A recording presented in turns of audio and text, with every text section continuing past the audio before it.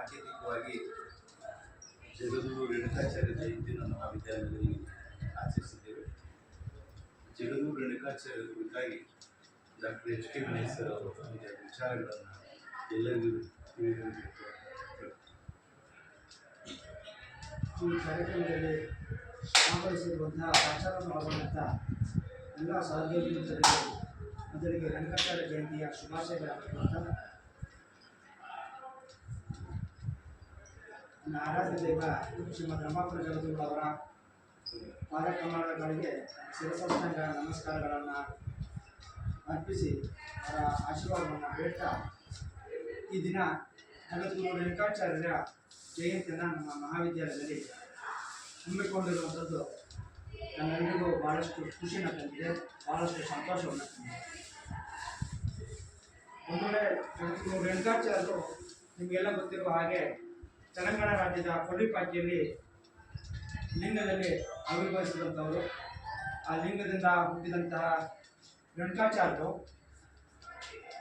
ಅಲ್ಲಿಂದ ಬಂದು ಭದ್ರಾ ನದಿಯ ತಟದಲ್ಲಿರುವಂತಹ ಬಾಳೆಹೊನ್ನೂರಿನಲ್ಲಿ ರಂಭಾಪುರಿ ಪೀಠವನ್ನು ಸ್ಥಾಪನೆ ಮಾಡಿ ವೀರಶೈವ ಮತ ಸ್ಥಾಪಕರಾಗಿ ಮೊದಲಿಗೆ ಧರ್ಮವನ್ನು ಸ್ಥಾಪನೆ ಮಾಡಿದಂಥವ್ರು ಯಾರಪ್ಪ ಅಂತಂದರೆ ಇದು ಆದಿ ಜಗದ್ಗುರು ರೇಣುಕಾಚಾರ್ಯರು ಅಂತ ಹೇಳೋದಕ್ಕೆ ನಮಗೆಲ್ಲರಿಗೂ ಅತಿವಾದಂಥ ಭಕ್ತಿ ಮಾತಿದ್ರು. ಜಗದ್ಗುರು ರೇಣುಕಾಚಾರ್ಯರು ಕೇವಲ ಒಂದು ಜಾತಿ ಧರ್ಮಕ್ಕೆ ಸೀಮಿತವಾಗಿರುವಂತಹ ಸಂತರಲ್ಲ, ಪವಾಡ ಪುರುಷರಲ್ಲ. ಸರ್ವ ಜಾತಿ ಜನಾಂಗಕ್ಕೂ ಮಾರ್ಗದರ್ಶನ ಮಾಡಿದಂಥವರು ಯಾರಾದರೂ ಇದ್ದಾರೆ ಅಂದರೆ ಅದು ಜಗದ್ಗುರು ರೇಣುಕಾಚಾರ್ಯ. ಕೊಲ್ಲಿಪಾಕಿ ನಾವು ಸಹಿತ ಹೋಗಿ ಬಂದಿದ್ವಿ ಕೊಲ್ಲಿಪಾಕಿ ಕ್ಷೇತ್ರಕ್ಕೆ. ಮತ್ತು ವಿಚಾರಗಳನ್ನು ತಿಳ್ಕೊಂಡಾಗ ಆ ಕೊಲ್ಲಿಪಾಕಿ ಒಂದು ಸಣ್ಣ ಗ್ರಾಮ, ಅದು ತೆಲಂಗಾಣ ರಾಜ್ಯದಲ್ಲಿದ್ದರೂ ಸಣ್ಣ ಗ್ರಾಮದಲ್ಲಿರುವಂಥ ಆ ಊರಿನಲ್ಲಿ ಯಾವುದೇ ವೀರಶೈವ ಧರ್ಮಕ್ಕೆ ಸಂಬಂಧಪಟ್ಟಂಥ ಅನುಯಾಯಿಗಳು ಇಲ್ಲದೇ ಇದ್ದರೂ ಸಹಿತ, ಬೇರೆ ಬೇರೆ ಜಾತಿ ಜನಾಂಗದವರು ಇದ್ದರೂ ಸಹಿತ ಅಲ್ಲಿ ಪ್ರತಿನಿತ್ಯ ರೇಣುಕರಿಗೆ ಪೂಜೆ ಪುನಸ್ಕಾರಗಳು ನಡೆಯುತ್ತೆ. ಮತ್ತು ಅವ್ರನ್ನ ಆರಾಧ್ಯ ದೈವವಾಗಿ ಆ ಊರಿನ ಗ್ರಾಮಸ್ಥರು ಮತ್ತು ಅಲ್ಲಿರುವಂಥ ಜನ ಪೂಜೆಯನ್ನು ಮಾಡ್ತಾರೆ. ಅಷ್ಟು ಅಗಾಧವಾದಂಥ ಭಕ್ತಿಯನ್ನು ಹೊಂದಿದ್ದಾರೆ ಆ ಊರಿನ ಗ್ರಾಮಸ್ಥರು.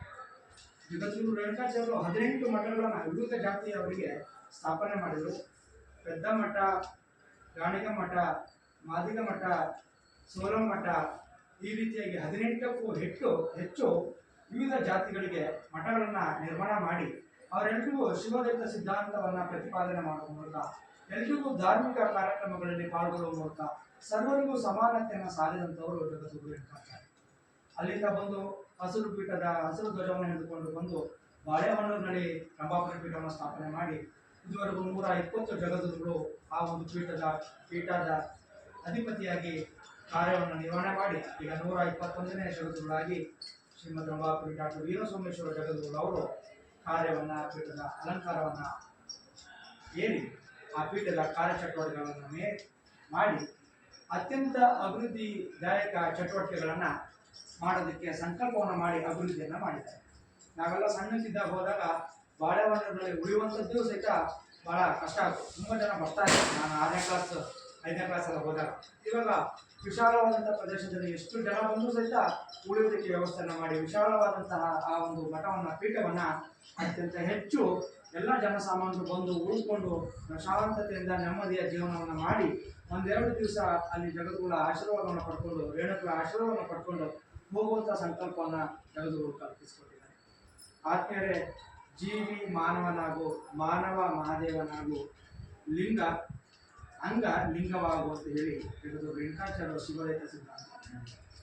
ಈ ಅಂಗ ಲಿಂಗದಲ್ಲಿ ಲೀನವಾಗುವಂತಹ ನಾವು ಮಾಡಿದಂತಹ ಪಾಪ ಪುಣ್ಯಗಳನ್ನು ಈ ಒಂದು ಜನ್ಮದಲ್ಲೇ ಅನುಭವಿಸಿ ಹೋಗುವಂತಹ ಶಿವದೈತ ಸಿದ್ಧಾಂತವನ್ನು ಜಗದ್ಗುರು ರೇಣುಕಾಚಾರ್ಯರು ತಮ್ಮ ಸಿದ್ಧಾಂತ ಶಿಖಮಣಿಯ ಮುಖಾಂತರ ಇಡೀ ದೇಶದಲ್ಲಿ ಇದು ಹೆಚ್ಚು ಪ್ರಚಾರವಾಗಿರುವಂತಹ ಒಂದು ಮಹಾನ್ ಗ್ರಂಥಗಳನ್ನು ಕೇವಲ ಜಗದ್ಗುರು ರೇಣುಕಾಚಾರ್ಯರು ಬಾಳೆಹೊನ್ನೂರಿನಲ್ಲ, ಕೇವಲ ತೆಲಂಗಾಣ ಕೊಲ್ಲಿಪಾಕಿಯಲ್ಲ, ನಮ್ಮ ಪಕ್ಕದ ರಾಷ್ಟ್ರವಾಗಿರುವಂತಹ ಶ್ರೀಲಂಕಾದ ಜಾಫ್ನಾದಲ್ಲಿ ಸಮೀಪ ಇರುವಂತಹ ಕುರುಮಲೈ ಎಂಬ ಗ್ರಾಮದಲ್ಲಿ ಅವರು ಸಂಚಾರವನ್ನು ಮಾಡಿ ತ್ರಿಕೋಟಿ ಲಿಂಗವನ್ನು ಸ್ಥಾಪನೆ ಮಾಡಿದರು. ಹಾಗಾಗಿ ಅಲ್ಲಿಯೂ ಸಹಿತ ರೇಣುಕರ ಆಶ್ರಮಗಳು ಇದ್ದು ಅದು ಸಹಿತ ಅನೇಕ ವೀರಶೈವ ಧರ್ಮದ ಅವಲಂಬಿತರಾಗಿ ಅನೇಕರು ಅಲ್ಲಿ ಜೀವನವನ್ನು ಮಾಡುತ್ತಿರುವಂಥದ್ದು ನಾವೆಲ್ಲರಿಗೂ ತಿಳಿದುಕೊಂಡಿರುವಂಥ ವಿಚಾರಗಳು. ಅನೇಕ ಸಂದರ್ಭಗಳಲ್ಲಿ ಅನೇಕರು ಏನೇ ವಿಚಾರಗಳನ್ನು ಮಾಡಿದ್ರು ಅದರ ಇತಿಹಾಸವನ್ನು ಅಳಿಸುವಂತಹ ಯಾವುದೇ ಚಟುವಟಿಕೆಗಳು ಮಾಡಿದರೆ ಇತಿಹಾಸ ಅಳಿಸಲಿಕ್ಕೆ ಸಾಧ್ಯವಾಗಲ್ಲ. ಆ ಇತಿಹಾಸ ಶಾಶ್ವತ. ಆ ಜಗದ್ಗುರು ಪಂಚಾಚಾರ್ಯ ಒಳಗೊಂಡಿರುವಂಥ 5 ಪೀಠಗಳು ಏನಿದ್ದಾವೆ, ರಂಭಾಪುರಿ ಪೀಠ, ಉಜ್ಜಯಿನಿ ಪೀಠ, ಕೇದಾರ ಪೀಠ, ಶ್ರೀಶೈಲ ಪೀಠ, ಕಾಶಿ ಪೀಠ, ಈ ಪಂಚಪೀಠಗಳು ದೇಶದ ಸರ್ವ ವ್ಯಾಪ್ತಿಯಾಗಿ ಧರ್ಮದ ಚಟುವಟಿಕೆಗಳನ್ನು, ಧಾರ್ಮಿಕ ವಿಧಿವಿಧಾನಗಳನ್ನು ಬೋಧಿಸುವ ಮೂಲಕ ಇಡೀ ದೇಶಕ್ಕೆ ತಮ್ಮ ಧಾರ್ಮಿಕವಾದಂಥ ಚಿಂತನೆಗಳನ್ನು, ಧಾರ್ಮಿಕವಾದ ಹಿತಚಿಂತನೆಗಳನ್ನು ಜನರಿಗೆ ಮುಡಿಸಿದ್ದಾರೆ. ಹಾಗಾಗಿ ನಮ್ಮ ದೇಶ ಸಾಧು ಸಂತರುಗಳನ್ನು ಒಳಗೊಂಡಿರುವಂಥದ್ದು. ಸಂತರು ಅಂದರೆ ಕೇವಲ ಆಸೆಗಳನ್ನು ಇಟ್ಟುಕೊಳ್ಳುವಂಥವರಲ್ಲ. ಸಂತರು ಎಂದರೆ ಮಹಾನ್ ಚೇತನವಾಗಿ ಕೆಲಸ ಮಾಡಿರುವಂಥವ್ರಿಗೆ ಮಾತ್ರ ನಾವು ಸಂತರು ಅಂತ ಹೇಳ್ತೀವಿ. ಆ ಮಹಾನ್ ಸಂತರುಗಳು ಅನೇಕರನ್ನು ನೋಡಿದ್ದೀವಿ. ಈ ರೇಣುಕಾದಿ ಪಂಚಾಚಾರವನ್ನು ಒಳಗೊಂಡಿರುವಂಥ ವೀರಶೈವ ಧರ್ಮವನ್ನು ಸ್ಥಾಪನೆ ಮಾಡಿ ಅನೇಕ ಶರಣರು, ಬಸವಾದಿ ಶರಣರು ಒಳಗೊಂಡಿರುವಂಥ ಅನೇಕ ಶರಣರು ಈ ಧರ್ಮಕ್ಕೆ ಬಂದು ಈ ಧರ್ಮವನ್ನು ಪ್ರಚಾರ ಮಾಡುವಲ್ಲಿ ಜಗದ್ಗುರು ರೇಣುಕಾಚಾರ್ಯರು ಬಹಳ ಶ್ರಮವನ್ನು ಹಾಕಿ ಈ ಧರ್ಮವನ್ನು ಸ್ಥಾಪನೆ ಮಾಡಿದರು. ಹಾಗಾಗಿ ಇತ್ತೀಚಿನ ದಿನಗಳಲ್ಲಿ ಜಗದ್ಗುರು ರೇಣುಕಾಚಾರ್ಯ ಜಯಂತಿಯನ್ನು ಸಾರ್ವಜನಿಕವಾಗಿ ಒಂದು ಸರ್ಕಾರಿ ಕಾರ್ಯಕ್ರಮವನ್ನು ಆಚರಣೆ ಮಾಡಬೇಕು ಅಂತ ಹೇಳಿ ಸರ್ಕಾರ ಅಧಿಕೃತವಾಗಿ ಆದೇಶ ನೀಡಿದ ನಂತರದಲ್ಲಿ ಅತ್ಯಂತ ವಿಜೃಂಭಣೆಯಿಂದ ಇಡೀ ಕರ್ನಾಟಕದ ಎಲ್ಲ ಕಡೆಗೂ ಸರ್ಕಾರಿ ಕಚೇರಿಗಳಲ್ಲಿ, ಶಾಲಾ ಕಾಲೇಜುಗಳಲ್ಲಿ, ಎಲ್ಲ ದೇವಸ್ಥಾನಗಳಲ್ಲಿ ರೇಣುಕರ ಜಯಂತಿಯನ್ನು ಆಚರಣೆ ಮಾಡುತ್ತಿರುವಂಥ ಈ ಸಂದರ್ಭದಲ್ಲಿ ಇವತ್ತು ಯಾಕೋ ನನ್ನ ಮನಸ್ಸಿಗೆ ಅತ್ಯಂತ ನೋವಾಗಿದ್ದ ವಿಚಾರ ಅಂದರೆ, ಕೇವಲ ಜಗದ್ಗುರು ರೇಣುಕಾಚಾರ್ಯ ಇವತ್ತು ಕಾಲೇಜು ಇದ್ದರೂ ಸಹಿತ ಎಲ್ಲ ವಿದ್ಯಾರ್ಥಿಗಳನ್ನು ನಾವು ಅವ್ರಿಗೆ ಮಾಹಿತಿನ ಕೊಡದೆ ನಾವು ಹೊರಗಡೆ ಯಾವುದೋ ಒಂದು ರೂಮಲ್ಲಿ ಮಾಡಿದರೆ ವಿದ್ಯಾರ್ಥಿಗಳು ಕೂಡಿಸ್ಕೊಂಡು ಒಂದು 15-20 ನಿಮಿಷದ ಕಾರ್ಯಕ್ರಮ ಮಾಡಿದರೆ ತುಂಬ ಚೆನ್ನಾಗಿರ್ತಾ ಇತ್ತು. ಮತ್ತು ಜಗದ್ಗುರು ರೇಣುಕರ ಸಂದೇಶಗಳು ಆ ವಿದ್ಯಾರ್ಥಿಗಳಿಗೆ ಮುಟ್ಟುವ ಮೂಲಕ ಆ ವಿದ್ಯಾರ್ಥಿಗಳು ರೇಣುಕರ ಆಶೀರ್ವಾದವನ್ನು ಪಡ್ಕೊಂಡು ಅದೆಲ್ಲ ಮುಂದಿನ ದಿನಗಳಲ್ಲಿ ತುಂಬ ಚೆನ್ನಾಗಿ ಅವರು ಜೀವನದಲ್ಲಿ ಅಳವಡಿಸ್ಕೊಳ್ತಾ ಇತ್ತು.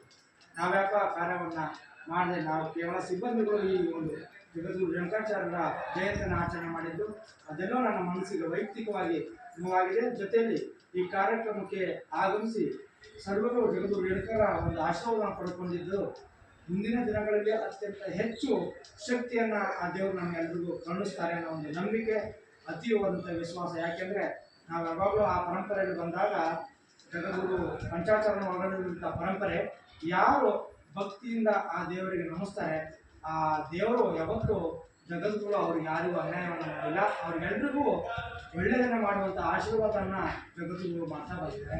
ಹಾಗಾಗಿ ಗುರುವಿನ ಗುಲಾಮನಾಗುವ ತನಕ ದೊರೆಯದ ಮುಕುತಿಯನ್ನು ಹೇಗೆ ನಾವು ಗುರುಗಳು ಹೇಳಿಕೊಟ್ಟಂಥ ಮಾರ್ಗದರ್ಶನದಲ್ಲಿ ನಾವು ಓದಿದ್ದೇ ಆದರೆ ಮುಂದಿನ ದಿನಗಳಲ್ಲಿ ನಮ್ಮ ಜೀವನ ಅತ್ಯಂತ ಯಶಸ್ವಿಯಾಗುತ್ತೆ.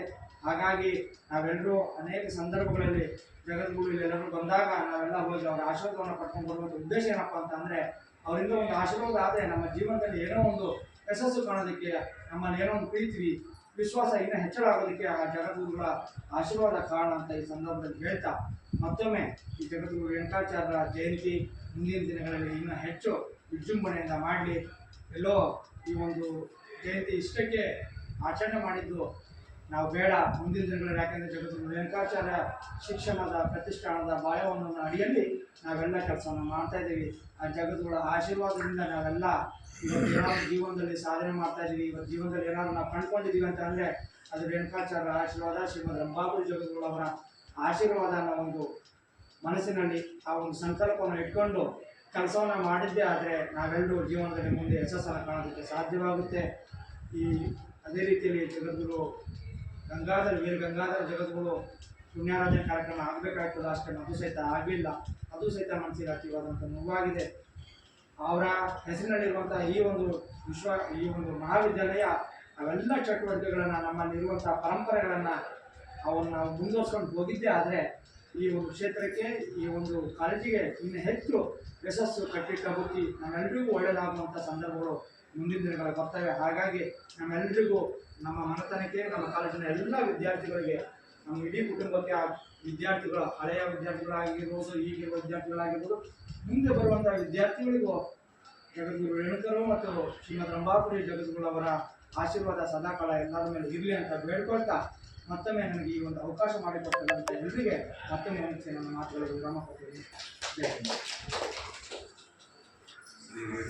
ಶ್ರೀ ರೇಣುಕಾಚಾರ್ಯ ಜಯಂತ್ಯುತ್ಸವ ಮತ್ತು ಯುಗಮಾನೋತ್ಸವದ ಸಂದರ್ಭದಲ್ಲಿ ರೇಣುಕರ ಕುರಿತು ಅಮೂಲ್ಯ ವಿಚಾರಗಳನ್ನು ಹಂಚಿಕೊಂಡಿದ್ದಾರೆ ಡಾಕ್ಟರ್ ಎಚ್ ಕೆ ವೈಸರ್ ಅವರಿಗೆ ಕೆಲವು ವಿಚಾರಗಳನ್ನು ತಾವು ಕೊನೆಯದಾಗಿ ಹೇಳಿದ್ರೆ ಮುಂಬರುವ ದಿನದಲ್ಲಿ ಅವನ್ನ ಸರಿದೂಗಿಸುವಂಥ ಪ್ರಯತ್ನ ಮಾಡ್ತೇವೆ. ನಮ್ಮ ಮಹಾವಿದ್ಯಾಲಯದಲ್ಲಿ ಯಾವ್ಯಾವ ಕಾರ್ಯಕ್ರಮಗಳನ್ನು ಮಾಡಬೇಕು ಅದು ಪರಿಚಯ ಇರುವಂಥ ವ್ಯಕ್ತಿಗಳನ್ನು ಕರೆದು ಆ ಡೇಟು ಮತ್ತು ಆ ಕಾರ್ಯಕ್ರಮ ವೇಳಾಪಟ್ಟಿ ಮಾಡಿ ನಿಗದಿಯಂತೆ ಮುಂಬರುವ ದಿನದಲ್ಲಿ ಎಲ್ಲ ವಿದ್ಯಾರ್ಥಿಗಳನ್ನು ಮತ್ತು ಸಿಬ್ಬಂದಿಗಳನ್ನು ಸೇರಿಸಿ ಆ ಕಾರ್ಯಕ್ರಮ ಮಾಡುವಂಥ ವಿಚಾರ ನಾವು ಕೈಗೊಳ್ಳುತ್ತೀವಿ ಅಂತ ಹೇಳ್ತಾ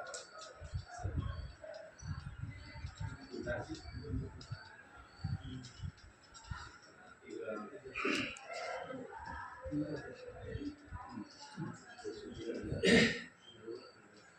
ಶ್ರೀ ರೇಣುಕಾಚಾರ್ಯರು ಶ್ರೀಮದ್ ವೀರಶೈವ ಮಹಾಮಠದ ಸಂಸ್ಥಾಪಕರು. ಬಾಲ್ಯದಿಂದಲೇ ಆಧ್ಯಾತ್ಮದವರು ಧಾರ್ಮಿಕವರು ಜಾಸ್ತಿ. ಇವರು ಬಹಳ ಸರಳವಾಗಿ ಹೇಳಿದರು. ಎರಡೂ ಕಂಪ್ಯಾರಿಸನ್ ಮಾಡಿದರೆ ತುಲನೆ ಮಾಡಿದ್ದಾರೆ, ಹೋಲಿಕೆ ಮಾಡಿದ್ದಾರೆ. ಸರಿ, ಇವರು ಕೂಡ ಇಷ್ಟಲಿಂಗ ಪೂಜೆಗೆ ಬಹಳ ಮಹತ್ವ ಕೊಟ್ಟರು. ಕೈ ಒಳಗಡೆ ಕರಕಮಲದ ಒಳಗೆ ಲಿಂಗವನ್ನು ಇಟ್ಕೊಂಡು ನನ್ನನ್ನು ನಾನು ಅರಿತೊಡೆ ನನ್ನನ್ನು ನಾನು ತಿಳ್ಕೊಂಡೆ ಅಂತಂದರೆ ಶಿವಗಂಗೆಗೆ ಹೋಗ್ಲಿಕ್ಕೆ ಸಾಧ್ಯ ಅನ್ನುವಂಥ ವಿಚಾರ ಪ್ರತಿಪಾದನೆ ಮಾಡಿದ್ರು. ಇವತ್ತು ನಮ್ಮ ವೀರಶೈವ ಧರ್ಮದಲ್ಲಿ ಅದೇ ಇದೆ. ಬಸವಣ್ಣವರು ಕೂಡ ಅದೇ ತತ್ವವನ್ನು ಪ್ರತಿಪಾದಿಸಿದರು. ಇದನ್ನೆಲ್ಲ ನೋಡಿದಾಗ ಅನ್ನಿಸ್ತದೆ, ಬಂದಂಥ ನಮ್ಮೇನು ಮಹಾನ್ ಭಾವರಿದ್ದಾರೆ, ಪುಣ್ಯ ಪುರುಷರಿದ್ದಾರೆ, ಸಂತರಿದ್ದಾರೆ, ಕಾಯಿಗಳಿದ್ದಾರೆ, ಎಲ್ಲರೂ ಹಿಡಿದು ಒಂದೇ. ನಿನ್ನನ್ನು ನೀನು ಅರ್ಥಕೊಂಡಂಗೆ ಎಲ್ಲ ಸಮಸ್ಯೆಗಳಿಗೆ ಪರಿಹಾರ ನೀನೇ ಆಗ್ತೀನಿ. ಅದನ್ನು ಜಗದಾದಿ ಜಗತ್ತು ಹೇಳಿದ್ರು ಕೂಡ. ಇವತ್ತು ನಮ್ಮ ಪೀಠದಲ್ಲಿ ಅತ್ಯಂತ ಅಜ್ಜುರುಮಣೆಯಿಂದ ನಡೆಯುವಂಥ ಕಾರ್ಯಕ್ರಮ. ಹಲವಾರು ತಾಂತ್ರಿಕ ಸಮಸ್ಯೆಗಳಿಂದ, ಸಿಬ್ಬಂದಿ ಕೊರತೆಯಿಂದ, ಹೋಗ್ಬೇಕನ್ನುವಂಥ ಅನಿವಾರ್ಯತೆ ಇದ್ದರೂ ಕೂಡ ಬಿಡದ ಕೆಲವು ಕಾರ್ಯದ ಒತ್ತಡದಲ್ಲಿ ಇವತ್ತು ಹೋಗೋಕ್ಕಾಗಿಲ್ಲ.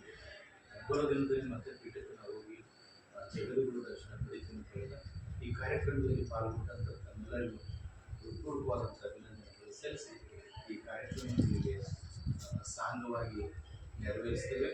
ಜೊತೆಗೆ ಮತ್ತೆ ಯಥಾಸ್ಥಿತಿಯಲ್ಲಿ ಪೀರಿಯಡ್ಗಳು ನಡೀತದೆ. ಸ್ವಲ್ಪ ಪ್ರಸಾದ ತಗೊಂಡೆಲ್ಲ ಹೋಗಬೇಕು ವಿನಂತಿ. ಧನ್ಯವಾದ.